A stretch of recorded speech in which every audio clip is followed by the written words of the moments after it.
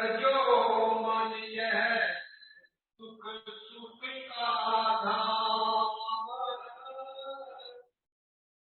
लगो तुम चढ़ अब सतनाम, दिन चार तन संग बसेरा, फिर छूटे यह प्राण। प्यारी साथी जी राधा स्वामी परम पूज्य परम संत प्रेम जी महाराज से आज्ञा देते हुए उनका ध्यान करते हुए मैं आज का आरंभ करता हूँ। और महाराज जी से अनुरोध है, विनती है, अरदास है कि जो भी आपके जीव बच्चे आपका परिवार यहाँ बैठा है, तो जिसकी इच्छा से जिस मनोकामना से यहाँ आया है, हे सद्गुरु उनकी मनोकामना पूरी करने में सहयोग करो। मैं जानता हूँ कि आप सब लोग जो यहाँ बैठे हैं, सब कोई मालिक के पास कोई छोटी चीज मांगने के लिए नहीं आए। जब मांगना है तो रुपया मांगना चाहिए जी, या सोना चांदी मांगना चाहिए, हीरा मांगना चाहिए, बड़ी चीज मांगनी चाहिए, क्योंकि बार बार हमारी मांग पूरी नहीं होती।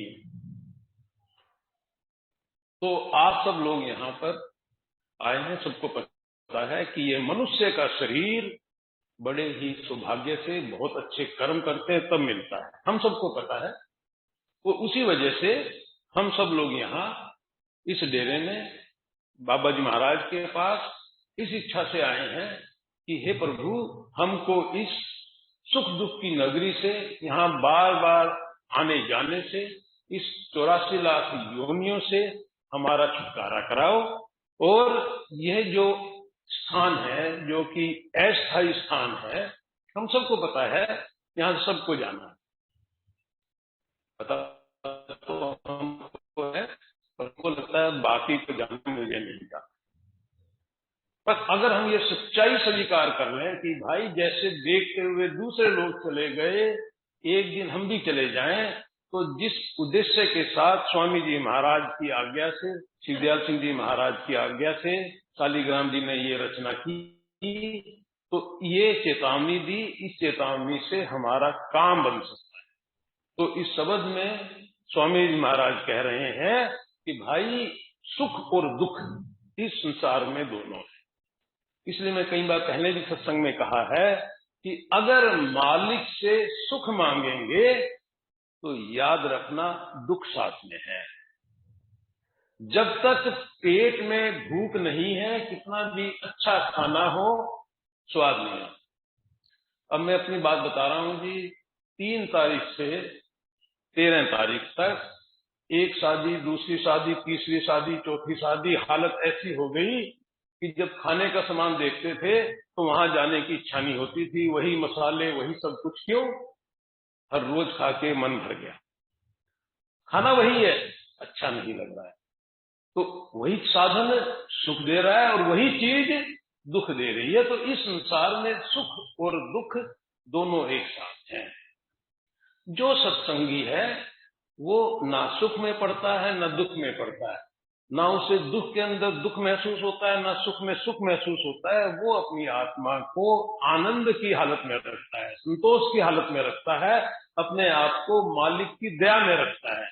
वो कहता है ये जगह तो सुख और दुख दोनों आने हैं, मैं यहाँ सुख दुख भोगने नहीं आया हूँ, मैं यहाँ मालिक की भक्ति कर मालिक को पाने के लिए आया हूँ। मैं उस हीरे के लिए आया हूँ जिस हीरे के लिए मुझे ये मनुष्य का जन्म मिला।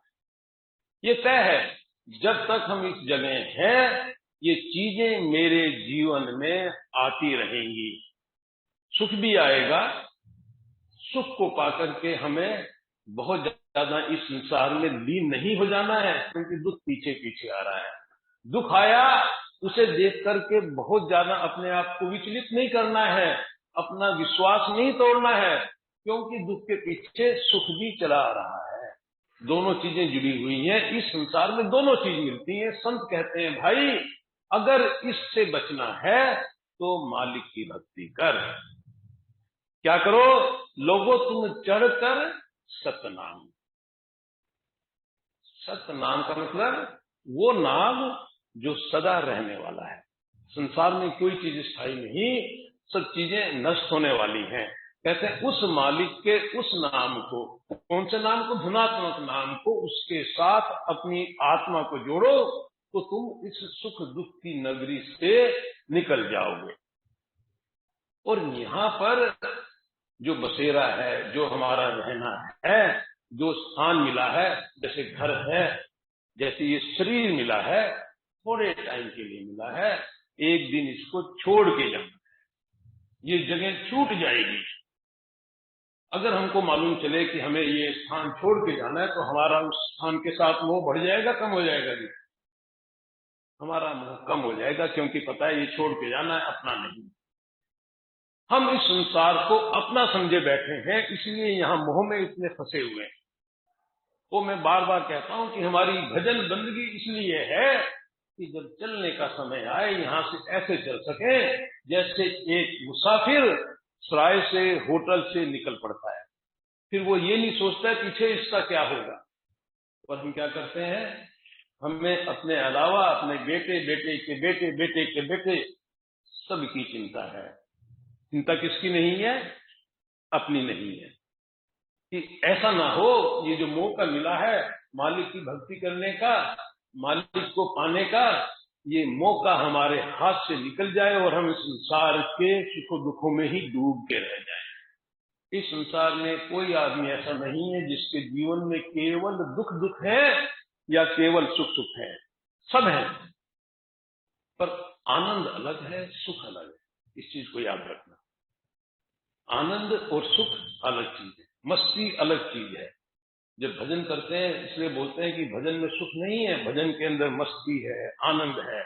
और जो आदमी भजन में रमा रहता है, इस संसार की तपस उसका कुछ नहीं बिगाड़ती है, उसको महसूस नहीं होती है। तो हमको सदगुरु के दरबार में आए हैं, मालिक के पाने के लिए आए हैं, तो मैं यही बोलता हूं कि हे मालिक, जिस पर्पज के लिए, जिस उद्देश्य के लिए तेरे बच्चे तेरे पास आए हैं, उस उद्देश्य की प्राप्ति में इनकी मदद कर। हाँ जी। धन धारा सुख आसी कही यह नहीं आवे काम स्वान धारा दिखई जारी एक दिन खाली जाम। हम सबको पता है कि भी संसार में जो भी हमारे सगे संबंधी हैं, ये सब कब तक हमारे साथ हैं? जब तक ये शरीर है। स्वामी जी महाराज सार वचन, इसलिए बोलते हैं सार है, ये सार वचन में जब चर्चा करते हैं, जब ये कहते हैं कि तू, तो उनका मतलब शरीर से नहीं, उनका मतलब मन से नहीं, उनका मतलब हमारी आत्मा से है। आत्मा के साथ मन लगा है और मन के साथ ये शरीर लगा है। देखिए, भक्ति करने के लिए शरीर की जरूरत है, बिना शरीर के भक्ति नहीं होती। किसी कारण अगर मनुष्य का जामा छूट गया, हम किसी दूसरी योनि में पहुंच गए, तो भक्ति नहीं होगी। भक्ति करनी है तो अभी हो सकती है, और भक्ति करने के लिए ये शरीर चाहिए। इस शरीर के साथ मन भी लगा है। अभी हमारा खेल उल्टा है, हमें खेल को पलटना है। उलट चला सो लौटा घर को, राह चला सो भूला रे। अगर इस संसार की राह पे चलते रहेंगे तो कहां पहुंचेंगे? जहां ये संसार पहुंच रहा है। और अगर हमको कहीं और पहुंचना है तो हमको अपना जीवन जीने का ढंग बदलना पड़ेगा। मेरा किसी भाई बहन से बात हो रही थी, वो अपनी समस्या मुझे बता रहे थे कि ये हमारी ये समस्या है, समस्या ये है, क्यों है, ये इस कारण से है। अब इस समस्या को खत्म कैसे होंगे? जिस कारण से है, अगर मैं चाहूं कि मेरी समस्या प्रदीप के साथ है और प्रदीप बदल जाए, मेरी समस्या खत्म हो जाए, ये होने वाला है? गलत, कभी नहीं होगा। अपने आप को बदल नहीं सकता, दुनिया को बदलने की आशा करता हूं। तो किसको बदलना है? अपने आप को। अगर मैं वही करता रहूंगा जो पहले करता था, तो रिजल्ट क्या आएगा? जो पहले आ रहा था। अगर मैं पहले दुखी था और मैं अपने आप को नहीं बदलूंगा, तो आगे क्या रहने वाला हूं? दुखी रहने वाला हूं। तो बदलना पड़ेगा मुझे अपने आप को। अपना जीवन जीने का ढंग बदलूंगा तो मेरा जीवन बदलेगा। तो संत बोल रहे हैं कि इस संसार में जैसे रह रहे हो उस ढंग को बदलो, उल्टा चलो। उल्टा चलोगे तो मालिक के पास पहुंचोगे। सही चलने का तरीका जो संसार में दिख रहा है, संसार के लिए ठीक है, मालिक के लिए ठीक है। मैं फिर से, क्योंकि हमको पता है कि सत्संग में तो 4 बात है, पता नहीं कौन से सत्संग में सुनकर के वो बात मेरे पे असर कर जाए और मेरे जीवन में क्रांति आ जाए। बस मुझे उसी घड़ी का असर है, उसी घड़ी का इंतजार है। नहीं तो सत्संग तो वही है। ये चेतावनी हमने पहले भी सत्संग में सुनी, और जो मैं उदाहरण देने जा रहा हूं वो भी हमने पहले सुना है। ध्यान देंगे तो परिवर्तन आएगा, ध्यान नहीं देंगे तो जहां बैठे हैं वहीं बैठे रह जाएंगे। मैं कई बार बोलता हूं कि हिंदुओं की धर्म ग्रंथ गीता हमको बहुत बड़ा संदेश देती है। छोटी सी किताब के अंदर जीवन का पूरा सार दिया हुआ है। और मैं कहता हूं कि किताब खोलने की भी जरूरत नहीं है। गीता के पहले जिलद के ऊपर जो फोटो बनी हुई है, जिसके अंदर रथ बना हुआ है, जिसके अंदर कृष्ण भगवान बैठे हैं, जिसमें अर्जुन बैठा है, जिसके अंदर घोड़े हैं, रथ है, वो फोटो ही मुझे जीवन के बारे में बताती है। उस फोटो को देख के क्या पता चलता है कि वो रथ किसके लिए है? कृष्ण भगवान के लिए है, अर्जुन के लिए है। अर्जुन के लिए रथ है, अर्जुन रथ में बैठा है। अर्जुन को चलाने वाला, रथ को चलाने वाला अर्जुन है, कृष्ण चला रहे हैं उसको। कृष्ण कंधे पे लेके चला रहे हैं रथ को, घोड़े खींच रहे हैं। घोड़े रथ को खींच रहे हैं, और रथ किसके लिए है? अर्जुन के लिए। अर्जुन कहां जाएगा? जहां ये रथ उसको लेके जाएगी। रथ कहां जाएगी? जहां घोड़े लेके जाएंगे। घोड़े कहां लेके जाएंगे? जहां कृष्ण लेके जाएगा। सब चीजें जुड़ी हुई दिख रही हैं उसके अंदर। परमात्मा ने हमको ये शरीर दिया। ये शरीर रथ है, रथ की तरह है। और इस रथ को काम करने के लिए, इस शरीर को काम करने के लिए कैसे काम करता है जी? हमको पता है हमारी इंद्रियां हैं। इंद्रियां हमको बताती हैं संसार कैसा है। ये इस शरीर को चलाती हैं। और इंद्रियों का जो भी, इंद्रियां जो कुछ महसूस करती हैं, वो जितनी भी जानकारी है, जितना ज्ञान है, किसको देती हैं? मन को देती हैं। तो मन क्या हो गया जी हमारा? जैसे सारथी, जो रथ के साथ रहने वाला, इस रथ के साथ रहने वाला सारथी है। अगर सारथी नहीं होगा तो ये रथ काम नहीं करेगा। तो मन की बहुत जरूरत है। ये मन ही हमको संसार में लगाता है, और ये मन ही हमको परमात्मा की तरफ लगाता है। अगर हमारा मन हमको संसार में लेके दौड़ रहा है, इसका मतलब है अभी हमने, हमारी आत्मा ने मन के ऊपर नियंत्रण नहीं किया। तो ये मन सारथी, और ये पूरी व्यवस्था परमात्मा ने किसके लिए की? आत्मा के लिए। ताकि ये मन इन इंद्रियों के साथ इस शरीर को लेकर के हमको परमात्मा के पास पहुंचा सके। ये शरीर ही मालिक के पास पहुंचाएगा, और ये इंद्रियां, ये शरीर ही हमको इस संसार में डुबोएंगी। याद रखने। अब अगर अर्जुन कहे, जैसे मैंने पहले कहा कि चलो भी आज सत्संग में चलते हैं, जो सारथी है वो कहता है क्या बात कर रहा है, सत्संग में जाना है? कालका में तो मेला लगा हुआ है, मेला देखने चलते हैं। सारथी ने घोड़ों को हुक्म दिया मेले की तरफ चलो। मालिक कहां जाना चाहता है? घर। सारथी कहां लेके जा रहा है? मेले में। घोड़े कह रहे हैं इसको, सारथी को बड़ा पता है, असली स्वाद तो घग्गर के पास जाके पानी पीने में है, हम तो वहीं जाएंगे। तो वो कालका लेके जाना चाहता है, घोड़े लेके वहां पहुंच के नदी के किनारे, बस कह रहा है तुम्हारी ऐसी तैसी में कहीं निकाल के बैठा हूं, खींच लो कहां लेके जाओ। तो आदमी का जीवन में दुख के अलावा और कुछ नहीं है, क्योंकि सब चीजें अलग अलग दिशा में भाग रही हैं। ये हमारी हालत है। मन कुछ चाहता है, शरीर कुछ चाहता है, इंद्रियां कुछ चाहती हैं और हम इनमें उलझे हैं। अगर ये सब एक लाइन में आ जाए, जहां मालिक, जहां आत्मा जानी चाहती है, मन उसको वहीं लेके जाए, वहीं उसको स्वाद इंद्रियों का आना शुरू हो जाए। वो शरीर भी हमारा ऐसा हो जो भजन बंदी में काम करे, तो हम मालिक के पास पहुंच जाए। गीता ये कहती है कि संसार में रहते हुए अपनी रथ की डायरेक्शन बदल दो, इस रथ को, इंद्रियों को, मन को रथी के नियंत्रण में कर दो। और जब हम ऐसा कर देंगे तो हमारे जीवन में परिवर्तन होना शुरू हो जाएगा। इस संसार में रहते हुए संसार की चीजें हमको पता होना चाहिए, ये चीजें साथ जाने वाली नहीं, हमारे काम आने वाली नहीं। किस समय? जिस टाइम जाने का टाइम आता है, जब आदमी का अंत आता है। मैंने पहले भी कहा, जब अंत आता है आदमी का, सबका मतलब जहां हमारा मन होता है, अंतमता सो गता। तो कहते हैं सारे जीवन का भजन सिमरन इसलिए है कि जब वो अंतिम घड़ी आए तो मैं सिर्फ ध्यान मेरा मालिक में हूं, तो मालिक आके मुझे ले जाएगा। सबको देखो, अगर हम गुरु पर विश्वास करते हैं, अंत समय में मालिक गुरु के रूप में हमारे सामने आएगा। मालिक गुरु के रूप में क्यों?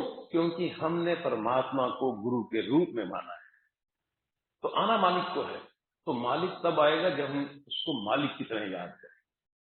अगर हमारा ध्यान संसार की चीजों में होगा तो हमारी आत्मा कहां चली जाएगी? अगर ज्यादा ध्यान बच्चों में होगा, अगली योनि जहां बहुत सारे बच्चे हैं, हमको पता है किस जानवर के बच्चे बहुत हैं, वो मगन रहते हैं उसमें। धन संपत्ति में ध्यान होगा तो उस योनि में पहुंच जाएगा जहां सोने चांदी भरे पड़े हैं।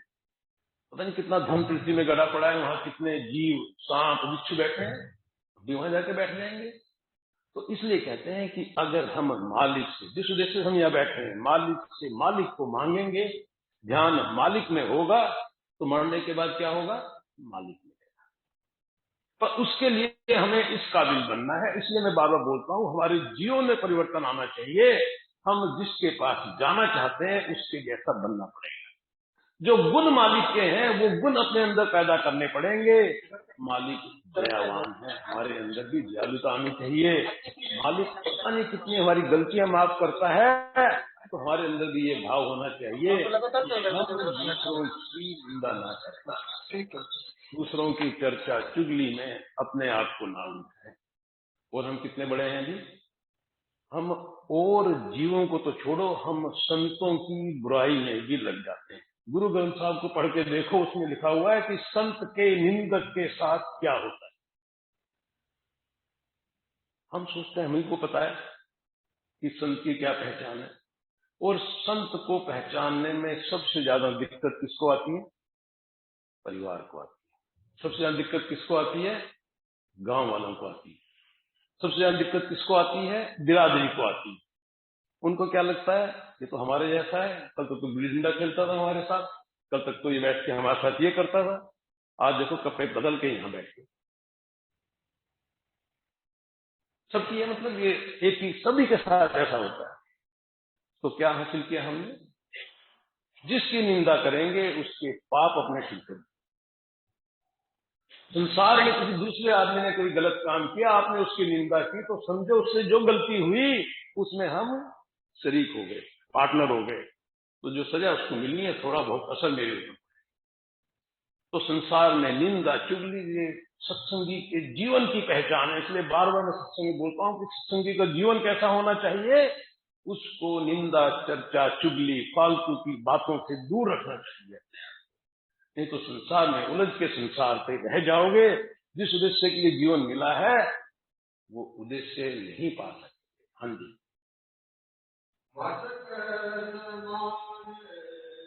ज्ञान यह देही होती आत्मो नाम तू अचेत का फल हो रहता सुमेरा भूल कलाम अब देखो स्वामी जी महाराज बड़े प्यार से कह रहे हैं चेतावनी। देखिए चेतावनी वर्ड में कई बार शब्दों पर ध्यान देता हूं तो पता चलता है चेतावनी में चेतना है। चेतावनी इसलिए कि चेत जाओ, चेतने का मतलब जाग जाओ। अभी हम कैसे बैठे हैं सारे के सारे यहाँ, रात सोए थे और अब जागे हुए हैं, पर मालिक की तरफ से अभी भी सोए हुए। तो यहां चर्चा क्या हो रही है? चर्चा ये हो रही है कि अब तुम अचेत मत रहो, क्योंकि जब तक हम संसार में लगे हुए हैं, जो मूल कलाम, कलाम मतलब जो मालिक की अपनी आवाज, जिस आवाज के साथ मालिक लगातार हर समय हर घड़ी हर जगह हमको बुला रहा है, हमको अपनी आवाज सुना रहा है, मूल कलाम। कई बार बैठते हैं सत्संगी बात करते हैं, जी मेरा भजन नहीं बनता, मुझे शब्द सुनाई नहीं देता। ऐसा नहीं कि शब्द कहीं दूर है, शब्द तो मेरे पास है, मैं अभी इतना साफ इतना निर्मल नहीं हुआ कि मैं उसको पकड़ सकूं। लगातार मेरे साथ है, बाहर से नहीं आना। अभी जैसे ये मोबाइल रखा है, इस मोबाइल अगर ठीक नहीं है तो सिग्नल तो यहाँ पे है, ये रिसीव नहीं करेगा, तो कमी किसमें है? सिग्नल में है या मोबाइल में है? मोबाइल में है। क्यों? क्योंकि ये ठीक नहीं है। ऐसे ही इस समय हम मालिक की तरफ से सोए हुए अचेत हैं। तो इस चेतावनी के द्वारा स्वामी जी महाराज समझा रहे हैं कि जैसे मशक होती है, मशक लोगों को पता होगा, पहले जो लोहार होते थे, लोहारों के पास हवा मारने के लिए एक खाल का बना हुआ होता, तो उसको दबाते रहते तो उसमें हवा निकलती थी, आग जलती रहती। ऐसे ही हमारा शरीर है, लगातार हम सांस ले रहे हैं। पता कितनी कीमती सांस है ये? हर समय सांस अंदर जा रहा है बाहर निकल रहा है, अंदर जा रहा है बाहर जा रहा है। इस प्राण के कारण ही हम जिंदा हैं, प्राण वायु के कारण। जब ये प्राण आने जाने बंद हो जाएंगे तो घर में हमें एक रात भी कोई रखने वाला नहीं, एक रात भी। सब लोग क्या बोलेंगे? भाई सूरज छिपने से पहले इसका क्रियाक्रम कर, शुभ मानते हैं, रात कपाना पसंद नहीं करते। तो इसको, ये जो मशक की तरह अपने शरीर को प्रयोग कर रहे हैं और इसको सुला के रखा हुआ है, इसके कारण हमको सुनाई नहीं दे रहा। क्यों नहीं सुनाई दे रहा है? क्योंकि हमारा ध्यान संसार में। देखिए जो भाई बहन भजन करते हैं, सिमरन करते हैं और जिनको शब्द नहीं खिल रहा है, उनसे मेरी यही प्रार्थना होती है, मान लिया आप 1 घंटे भजन में बैठे और लाभ नहीं हो रहा है, तो मैं कहता हूं भजन में थोड़ा कम बैठो। सत्संग बहुत जरूरी है, क्योंकि हमारे ऊपर संसार की मैल इतनी ज्यादा चढ़ी हुई है कि जब भजन में बैठते हैं, किसी के साथ झगड़ा हुआ है, वो झगड़ा मेरे सामने खड़ा हो जाता है। क्यों? क्योंकि हम संसार में लगे हुए हैं। जो सत्संग है, सत्संग साबुन की तरह है जो मेरी सफाई करता है। तो क्या सबका अनुभव है कि जब हम एक सत्संग सुनते हैं तो 2-3 दिन हमारा मन भजन करने को भी करता है, ध्यान भी अच्छा लगता है, लाभ भी होता है। थोड़े समय के बाद फिर संसार की मैल मेरे ऊपर चढ़ने लगती है और मैं फिर वहीं पहुंच जाता हूं जहां से मैं चला था। तो अब सत्संग अगर मुझे लगातार नहीं मिल रहा है, कोई ऐसा सत्संगी भाई बहन मेरे पास नहीं है जिसके साथ बैठ करके मैं प्यार की प्रेम की बात कर सकूं, तो अच्छी पुस्तक लेके उसका अध्ययन करो, शब्द गाओ, प्यार से गाओ, दिल से गाओ, उनसे मेरे मन की मैल उतरेगी, तो मैं भजन करूंगा, उसका लाभ मिलना चाहिए। तो सत्संग की बहुत जरूरत है। जहां भी 2 प्यारे बैठे, किसकी बात करें? संसार की। तो क्या मिलेगा? संसार। दोनों बैठ के गुरु की बात करें, परमात्मा की बात करें, तो क्या मिलेगा? ये हमको देखना है। अब हम डेरे में आए हैं, डेरे में आके समय निकाल रहे हैं, तो यहां बैठ करके एक बार मिले, भाई बच्चे कैसे हैं, आपने पूछ लिया, उसने जवाब दे दिया, उसने पूछ लिया, आपने जवाब दे दिया। उसके बाद अगर बात करनी है तो मालिक के प्रेम की बात करनी है, प्यार की बात करनी है, कैसे उस मालिक को पाना है उसकी बात करनी है। अगर किसी कमी की चर्चा करनी है तो किसकी कमी की चर्चा करनी है? पड़ोसी की। उसकी चर्चा करेंगे, लाभ मिलेगा मुझे? अपनी चर्चा करनी है, अपने बारे में सोचना है कि मेरे में क्या कमी है। मैं बोलता हूं कि सत्संग में आते हैं, डेरे में आते हैं, हर बारी एक कमी गुरु के सामने वो जो गुल्लक रखी है उसमें डाल के चले जाओ। गुरु को आपके धन दौलत की जरूरत नहीं। गुरु चाहता है मेरे बच्चे अपने आप को निर्मल करें, साफ करें, अपनी कमियों को यहां छोड़ के चले जाएं। वो मैं कई बार कहता हूं कि गुरु को क्या लाभ है आप लोगों को रास्ते पे डालने का? कोई लाभ नहीं है। वो बेचारा तो आप सबकी गंदगी अपने सिर पर लेके ढो रहा है। गलतियां हमारी, वो लोड कर दिया हमने गुरु के ऊपर, लोड कर दिया अपने पिता के ऊपर, डाल दी उसके ऊपर। वो उसके लिए भी तैयार है। वो ये कहता है कि अपने आप को साफ को निर्मल करो, क्योंकि वो इस संसार में हम लोगों की भलाई के उद्देश्य से आया है। हमको वो करना है जो हमें गुरु ने कहा है, हमें वो नहीं करना है जो हमारे मन में कहा है। अगर मन के कहे चलेंगे तो जो मैंने उदाहरण दिया रथ वाला, कहीं से कहीं पहुंच जाएंगे। गुरु के कहने चलेंगे तो जहां गुरु ने पहुंचाना है वहां हमको पहुंचा दे। तो स्वामी जी महाराज कह रहे हैं तू अचेत गाफिल हो गया है, इस संसार में भटक गया है, इसलिए तू उस मूल शब्द को, जो शब्द से सृष्टि की रचना हुई है, शब्दे धरती शब्दे आकाश शब्दे शब्द है प्रकाश, उस शब्द को तू नहीं सुन पा रहा है। उसको सुनना है तो संसार से मन को हटा के परमात्मा की तरफ लगाना पड़ेगा। माया नाई पड़ी तेरे पीछे, क्यों नहीं छोड़त काम, बिन गया चूके याद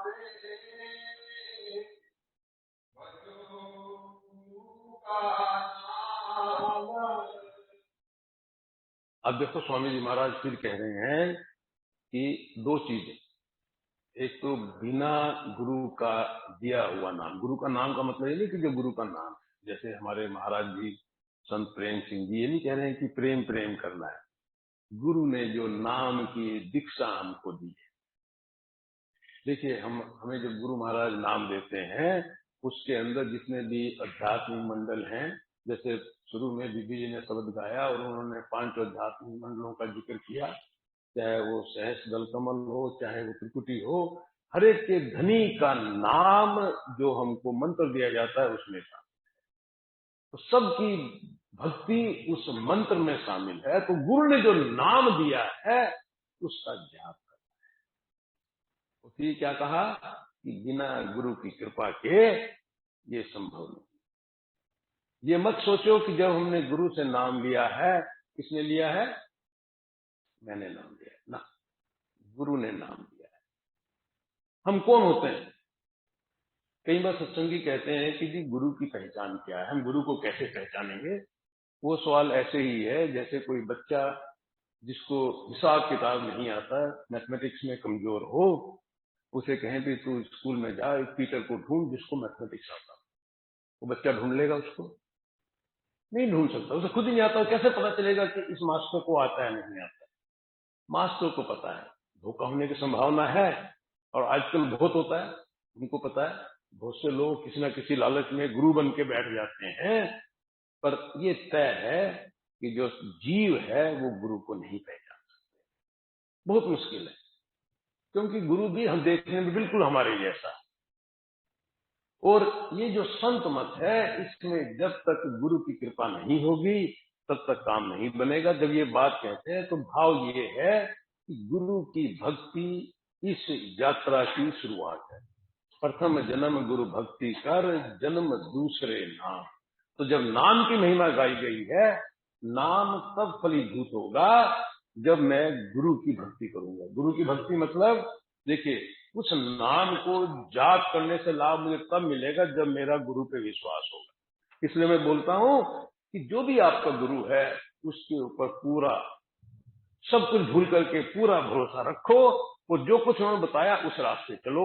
और अगर मेरा भरोसा कहीं भी कमजोर है और मुझे गुरु पे भरोसा नहीं तो दूसरा गुरु कर लो, कोई दिक्कत नहीं है, छोड़ दो गुरु को। मालिक के पास जाने, गुरु माध्यम है मालिक के पास पहुंचने का। पर जिस गुरु को भी पकड़ो उस गुरु पे पूरा विश्वास, पूरा भरोसा, गुरु के नाम को लेके जाना है। मैंने पहले बोला मालिक को आना है, गुरु के रूप में आना है। हम बहुत से लोग इसी बात में अटके रहते हैं कि इस गुरु को पकड़े, उस गुरु को पकड़े। मैं कहता हूं जहां विश्वास है वहां से लो और यात्रा आरंभ करो तो दूर पहुंचोगे। अगर यहीं बैठे रहोगे, बस में चढ़ोगे तो कम से कम 3 स्टेशन नहीं पहुंचोगे, 2 स्टेशन तो पार करोगे। अगर स्टेशन ही बैठे रह जाओगे तो कहीं नहीं पहुंच पाओगे। तो गुरु की कृपा से, गुरु की दया से जब हम गुरु के बताए रास्ते पे चलते हैं तो गुरु का दिया हुआ नाम फलीभूत होता है। हाँ जी। गुरु का ध्यान करो हृदय में, मन को राखो थाम, वे दयाल तेरी दया चाहे, नम नम करे राम।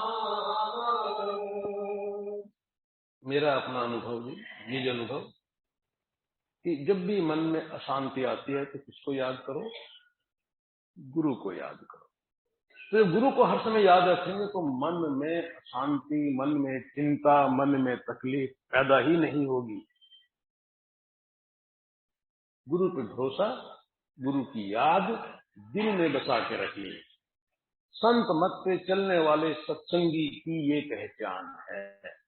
इसलिए बोलते हैं ये सत्संगी है, हर समय सत्य के संग रहता है, इसलिए सत्संगी है। इसलिए अपने दिल में हर समय गुरु को बिठा के रखता है। फिर मुझे ये सोचने की जरूरत नहीं मैं दाएं जाऊं या बाएं। हमारे जीवन में सबसे ज्यादा दिक्कत इसलिए पैदा होती है जब मेरे सामने 2 रास्ते होते हैं और मुझे पता नहीं मैं इधर जाऊं या इधर जाऊं। दुविधा है, 2 विधि है, मैं किधर जाऊं। ये हमारे लिए सबसे बड़ी दिक्कत की बात है। और इसका सॉल्यूशन गुरु को याद रखो, गुरु को प्यार करो, गुरु को याद करो। अपने आप हमारी जितनी दिक्कतें हैं, जितनी मुसीबतें हैं, सब समाप्त होती चली जाएंगी। तुम्हारी चिंता मैं मन भारी, तुम अचिंत रहो मेरे प्यार। तो अगर गुरु को मैंने अपने हृदय में बैठा रखा है तो मेरा मन भी मेरी आत्मा के नियंत्रण में। अगर गुरु नहीं होगा तो मन मुझे संसार में लेके दौड़ाता फिरेगा। गुरु का ध्यान धरो हृदय में, मन को राखो थाम। तो गुरु का प्यार इस मन को थाम के रखेगा। कहाँ थाम के रखेगा? कई बार समझाया है कि जो सिमरन है किस लिए होता है वो? ये जो मन संसार में भागता फिरता है उसको संसार से हटा करके एक जगह इकट्ठा करने के लिए हम गुरु का ध्यान अपने हृदय में करते हैं, भक्ति में करते हैं। वे दयाल तेरी दया विचार। देखिए दयाल है, दयाल का मतलब जो दया करता है। वे दयाल तेरी दया विचारें, दम दम हर समय, हर दम, दम दम हर दम तुम्हारे साथ है। और जब मेरे साथ परमात्मा है तो मुझे फिर किस चीज का डर? ये गाना सैया भय कोतवाल तो फिर डर काहे का। वो मालिक अगर मेरे साथ है तो मुझे चिंता नहीं। इसलिए संसार में जो भी करूंगा गुरु को याद करके करूंगा। उनकी याद से जो भी मुझे निर्णय लेना है मैं निर्णय करूंगा, मैं काम करूंगा। उसके फल की इच्छा, उसका क्या रिजल्ट आने वाला फिर मैं उसमें दिमाग नहीं लगाऊंगा। सब कुछ गुरु पे छोड़ दूंगा। करने वाला कौन? गुरु। कराने वाला कौन? गुरु। गुरु तेरी आज्ञा से, तेरा ध्यान करके, तुझे याद करके मैं ये काम कर रहा हूं। जब मेरी ऐसी प्रवृत्ति होगी तो सच मानना संसार के जितने गलत काम है धीरे धीरे मेरे से दूर होते चले जाए। उसको हर समय अपने दिल में बैठा के रखना। कुछ भी करो, पानी पीऊं या ना पीऊं, सतगुरु के ध्यान करके पानी पी रहा हूं। खाना खाऊं या ना खाऊं, उसको याद रखो। उसको याद रखेंगे तो संसार भी हमारा अच्छा बीतेगा और परमात्मा भी हमारे साथ खड़ा होगा। हाँ जी। छोड़ भोग क्यों रोग दिखावे, यहाँ में नहीं आराम, गुरु का कहना मान प्यारे, तो आवे विश्राम। छोड़ भोग बोलते हैं कि इस संसार में हर आदमी के सामने 3 विकल्प हैं, 3 तरीके हैं जिससे अपना जीवन जी सकता है। कौन कौन सा जी? एक भोगी का, एक रोगी का, एक योगी का। आज तो मैं आपको उदाहरण दिया, शादियां एक के बाद एक खूब माल खा रहे हैं, तो हमारा जीवन कैसा हो रहा है? भोगी वाला, रोगी वाला। भोगने का मतलब है कि जो चीज है उसे सही मात्रा में जितनी शरीर को चाहिए उतनी लें, तो संसार का भोग है। मालिक ने इस संसार में चीजों को बनाया इसलिए है कि हम इनका भोग कर सकें, पर जब इसकी अति कर देते हैं, किसी भी चीज की अति कर देते हैं, चाहे वो खाने की अति है, चाहे विचारों की अति है, चाहे इस शरीर से काम लेने की अति है, तो हम कहां पहुंच जाते हैं? हम भोगी नहीं रहते, रोगी हो जाते हैं। मतलब जब हम संसार में दुरुपयोग करना शुरू कर देते हैं किसी भी चीज का, दुरुपयोग, जिस काम के लिए बनी है उससे ज्यादा खाने से, ज्यादा बातचीत करने से, ज्यादा शरीर को तंग करने से, संसार में ज्यादा लिप्त होने से, तो हमारा जीवन भोग जीवन ना हो करके रोगी का जीवन। हम संसार के लायक भी नहीं बचे।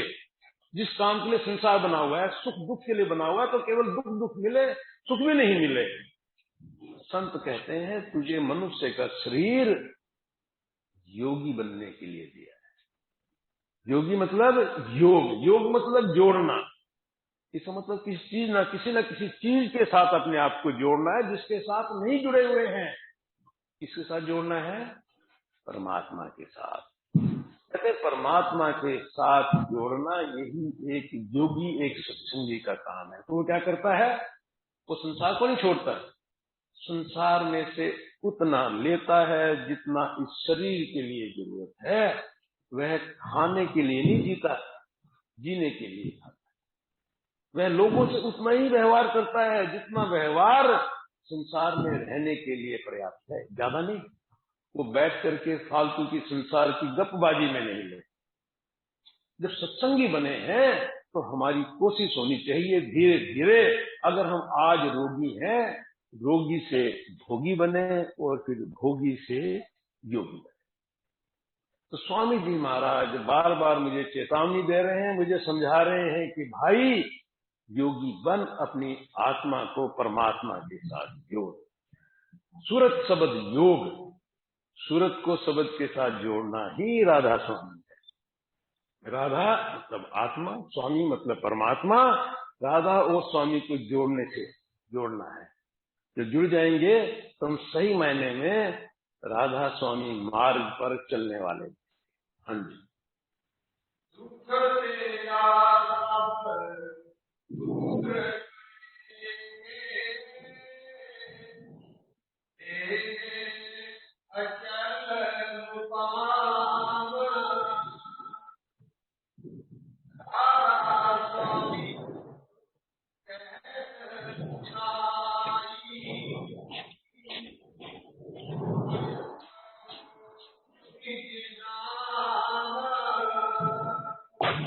सुनाई, स्वामी जी महाराज कह रहे हैं कि मैंने सारी बात आपको बड़े प्यार से समझाई कि अपना निज बोलते हैं व्यक्ति जो उसका अपना है। अब मेरा नाम सतपाल है, ये मेरा नाम नहीं, ये तो संसार ने रखा है मेरा नाम।